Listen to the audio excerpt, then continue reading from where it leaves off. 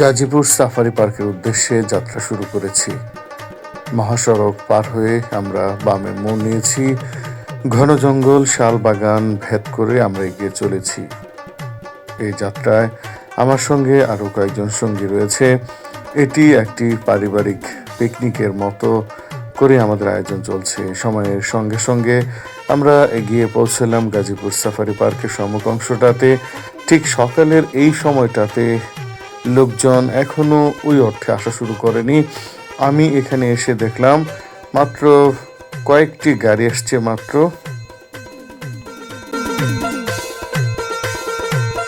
যা হোক, আমরা পৌঁছেই চতুর্পাশটা একটু দেখে নিলাম। সকালের চা চক্রের আয়োজন চলছে। আমি ভেবেছি যে গাজীপুর সাফারি পার্কে প্রবেশ করার পূর্বে একবার একটু চা পান করে নিব। সকালে চায়ের ব্যবস্থাটা আমরা নিজেরাই করে নিয়েছিলাম। এই যে দেখতে পাচ্ছেন, একজন রুটি দিয়ে চা কিন্তু খেয়ে নিচ্ছে। তো যাই হোক, চা রেডি হচ্ছে, আমি একটু চা পান করবো। তো চা মোটামুটি ফাইনাল রেডি, আমি হাতে নিলাম এবং চা পান করছি। সত্যি সকালের এই সময়টাতে চা পান করে কিন্তু যথেষ্ট মজা পেলাম এবং শরীরটা কিছুটা হলেও রিফ্রেশমেন্টে ভরে গেল। চলে এসেছি সাফারি পার্ক। সাফারি পার্কে আসার পর প্রথমেই টিকিট কাটলাম। টিকিট কাটা শেষ হওয়ার পর মেইন গেট দিয়ে যখন প্রবেশ করছি তখন টিকিট চেক করা হলো। 5 আগস্টের পর আসলে সাফারি পার্কের বেশ কিছু পরিবর্তন হয়েছে। প্রবেশ মুখেই কিছু মুরাল ছিল, সেগুলোকে ভেঙে ফেলা হয়েছে কিছুটা এবং কালি দিয়ে ঢেকে দেওয়া হয়েছে। আমি প্রবেশ করলাম। এর পূর্বে অবশ্য আমি গাজীপুর সাফারি পার্কে দুবার এসেছি। তখন যে পরিবেশটি ছিল তার সঙ্গে এখনকার পরিবেশের অনেক পার্থক্য।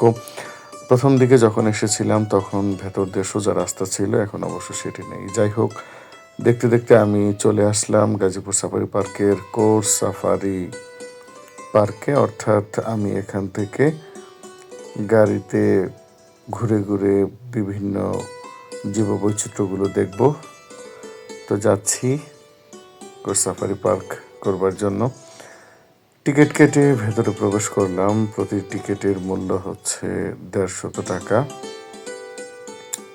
যাচ্ছি, ওই যে দেখতে পাচ্ছেন মানুষ লাইন ধরে দাঁড়িয়ে আছে। এখান থেকে 4টি বাস বর্তমানে চলাচল করছে।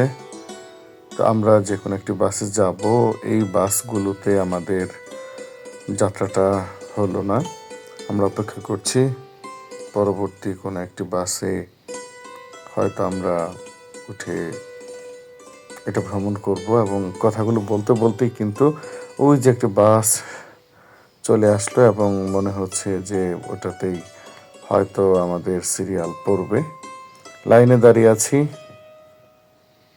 এবং আমাদের মতো আরও অনেকেই যারা কোর সাফারি পার্কে ঘুরে বেড়াবে তারা এই যে সারিবদ্ধভাবে দাঁড়িয়ে আছে। তো যাই হোক, চমৎকার একটি বাস এসে কিন্তু দাঁড়িয়ে গেল। আমরা উঠছি।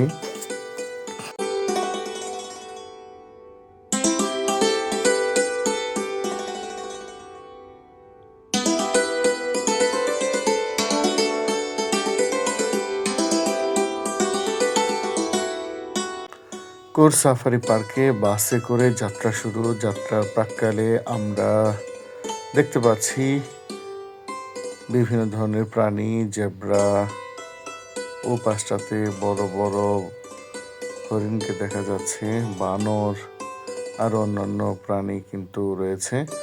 এটি অত্যন্ত একটা আনন্দঘন মুহূর্ত। বাসে বসে খুব কাছ থেকে এই সমস্ত প্রাণীগুলোর অবাধ বিচরণ দেখা যায়।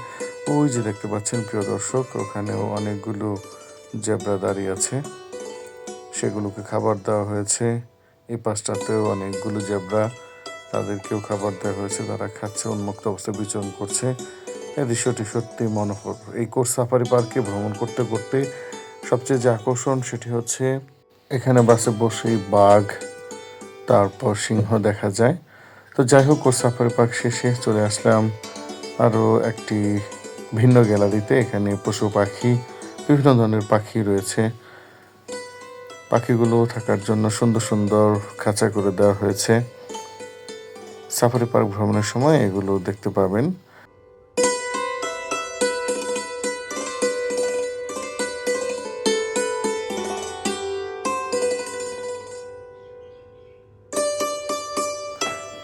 পাখিশালা থেকে বের হয়ে আমরা অ্যাকুরিয়াম গ্যালারির দিকে এগিয়ে যাচ্ছি, সাথে আমার প্রিয় পুত্র রয়েছে। যাচ্ছি অ্যাকুরিয়াম গ্যালারিতে। এটাকে একটি সমৃদ্ধ অ্যাকুরিয়াম গ্যালারি বলা যায়। প্রতিটি গ্যালারিতে আসলে প্রবেশের জন্য এই যে পাখিশালা, আরও এই যে অ্যাকুরিয়াম এবং অন্যান্য, সেগুলোতে 20 টাকা করে টিকিট, এবং ইচ্ছে করলে আপনি পুরো 5টি প্যাকেজ একই সাথে নিতে পারবেন। তো যাই হোক, আমি পুরো প্যাকেজ একই সাথে নিয়েছি। আমি এখন এই মুহূর্তটাতে আছি অ্যাকুরিয়ামের যে গ্যালারি সাফারি পার্কের ভেতর। এখানে বসে অ্যাকুরিয়ামের ভেতর বিভিন্ন ধরনের যে বৈচিত্র্যের যে বাহারি ধরন, সেটি কিন্তু উপভোগ করতে পারবেন। প্রিয় দর্শক, দেখতে থাকুন।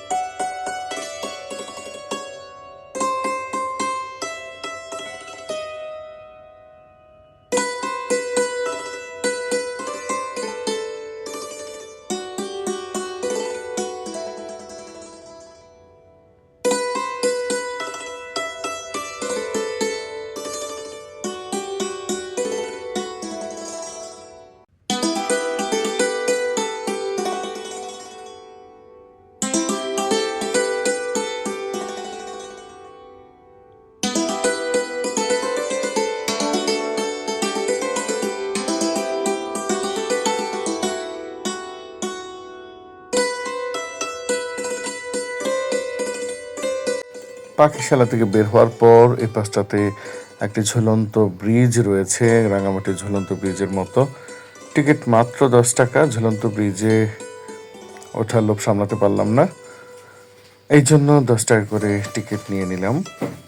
এখন ঝুলন্ত ব্রিজে উঠব। দেখতে পাচ্ছেন দর্শক, আমি টিকিট হাতে দাঁড়িয়ে আছি, এবং ঝুলন্ত ব্রিজ হচ্ছে ওই যে সামনে দেখা যায়। ঝুলন্ত ব্রিজের পর ওপাশটাতে রয়েছে হাতিশালা, অর্থাৎ অনেকগুলো হাতি দাঁড় করানো আছে, সুতরাং দেখতেই থাকুন।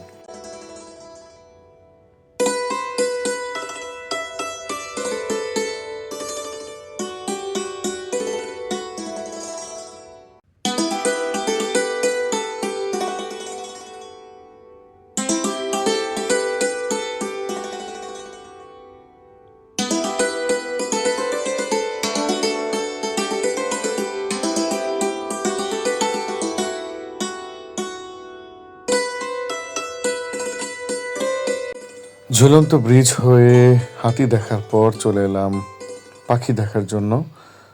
দেখতে পাচ্ছেন মুক্ত গ্যালারি, কত চমকপ্রদ এবং সুন্দর সুন্দর পাখি এখানে। ওই যে একটি সাদা বড় ঠোঁটযুক্ত পাখি দেখতে পাচ্ছেন দর্শক। এই পাশটাতে হাঁসের মতো আরো পাখি, যদিও এর পূর্বে যখন এসেছিলাম তখন অনেক পাখি ছিল, এখন পাখির সংখ্যাটা কিছুটা কম। তারপরেও যতটুকু রয়েছে আপনাদেরকে দেখানোর চেষ্টা করছি, দেখতে থাকুন।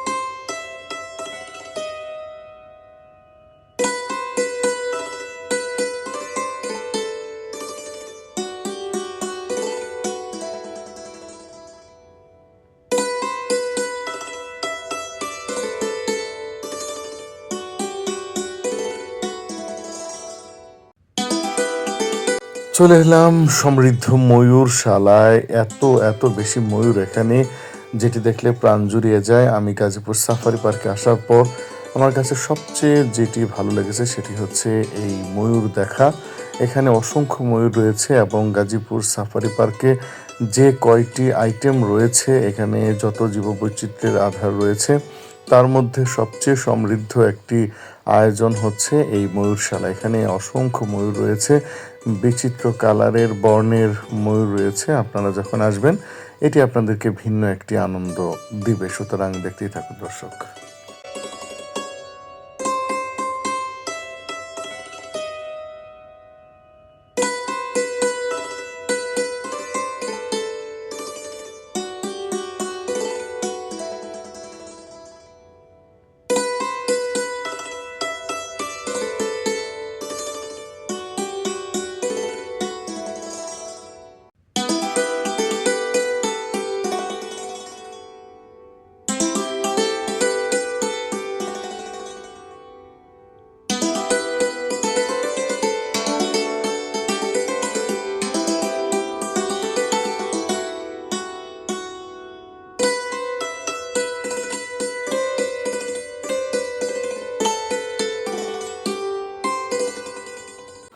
এ পাশটাতে দেখুন 5ই আগস্টের পর কিছুটা ধ্বংসস্তূপের মতো অবস্থা। এখানে আগে অনেক সুন্দর সুন্দর রঙিন মাছ ছিল, গোল্ডফিশ যেগুলোকে বলা হয়। এখন এইটা মোটামুটি পরিত্যক্তই বলা চলে, পানি কর্দমাক্ত, ঘোলা। এখানে এখন আর ওই অর্থে কোনো মাছ নেই, হয়তো আবার নতুন করে এটা পরিষ্কার করতে হবে এবং নতুন করে মাছ ছাড়তে হবে। বাট আমি এবার যখন আসলাম 5ই আগস্টের পর এসে দেখলাম এখানে কোনো গোল্ডফিশ নেই। যাই হোক, এই পাশে কুমির পার্ক। কুমির পার্কে অবশ্য কুমির রয়েছে, ওই যে একটি কুমির দেখতে পাচ্ছেন, এবং এটার পাশেই বড় বড় 3টি কুমির আমি এই খাঁচার ভেতর দেখতে পেলাম। আমি ইতিপূর্বে অনেকবার কুমির দেখেছি, কিন্তু এত বড় বিগ সাইজের কুমির এটি সত্যি একেবারে আমার কাছে খুবই অবাক লেগেছে। আমার মনে হয় প্রিয় দর্শক, আপনারা যখন আসবেন এই বড় বড় কুমির দেখে আপনি কিন্তু নিজেও কিছুটা অবাক হয়ে যাবেন বলে আমার বিশ্বাস।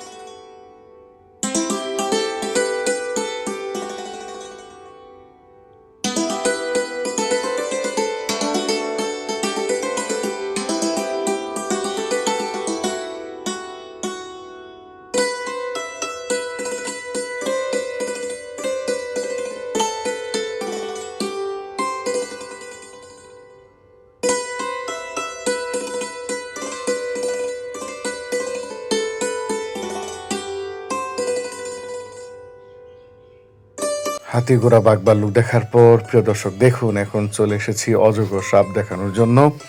অজগর সাপ এই খাঁচার ভেতরে, বড় বড় 2টি অজগর সাপ। প্রিয় দর্শক দেখতে পাচ্ছেন, একটি অজগর সাপের একেবারে কাছাকাছি কিন্তু আমরা ওর মাথা দেখা যাচ্ছে। প্রিয় দর্শক দেখতে পাচ্ছেন অজগর সাপটি আস্তে আস্তে এগিয়ে চলেছে। ভেতরে একটি খরগোশ দেওয়া হয়েছে অজগর সাপকে খাওয়ার জন্য। একটি সাপ এই পাশ দিয়ে আস্তে আস্তে যাচ্ছে, আর একটি সাপ ওই পাশে কুণ্ডলি পাখি বসে আছে। যাই হোক, অজগর সাপ দেখার পর চলে এলাম ইমু, উট পাখি এগুলো দেখার জন্য। এগুলো দেখছি, আপনারা দেখতে থাকুন, ভিডিওটির সাথে থাকুন। চ্যানেলটিতে নতুন হয়ে থাকলে সাবস্ক্রাইব করে রাখুন।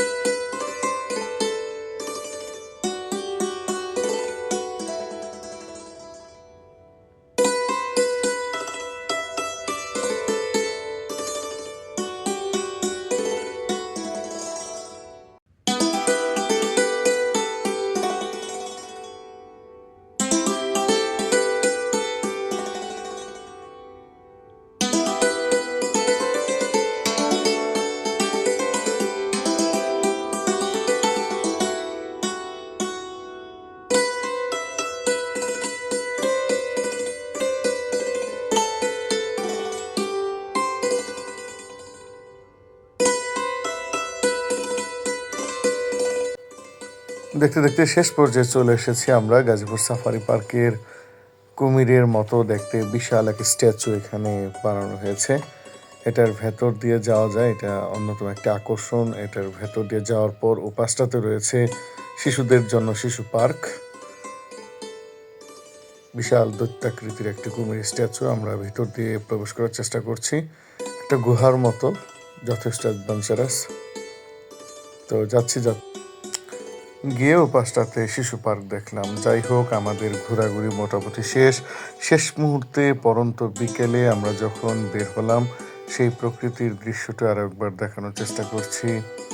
এখানে শুরুর দিকে যখন আমরা প্রবেশ করলাম তখন লোকজন না থাকলেও এখন কিন্তু অনেক লোকজন এসছে। এখানে দেখতে পাচ্ছেন টমটম গাড়ি, ঘোড়া, বিভিন্ন কিছু বাইরে কিন্তু দাঁড় করে রাখা হয়েছে।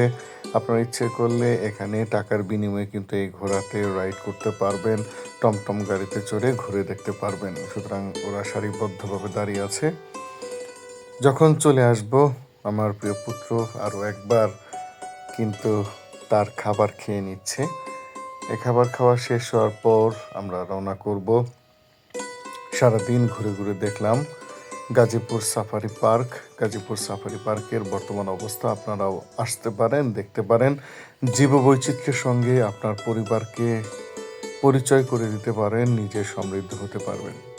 তো আমরা আবার যাত্রা শুরু করেছি আমাদের বাসার উদ্দেশ্যে। এতক্ষণ ধরে সাথে ছিলেন সেজন্য ধন্যবাদ। ভালো থাকবেন। আল্লাহ হাফেজ।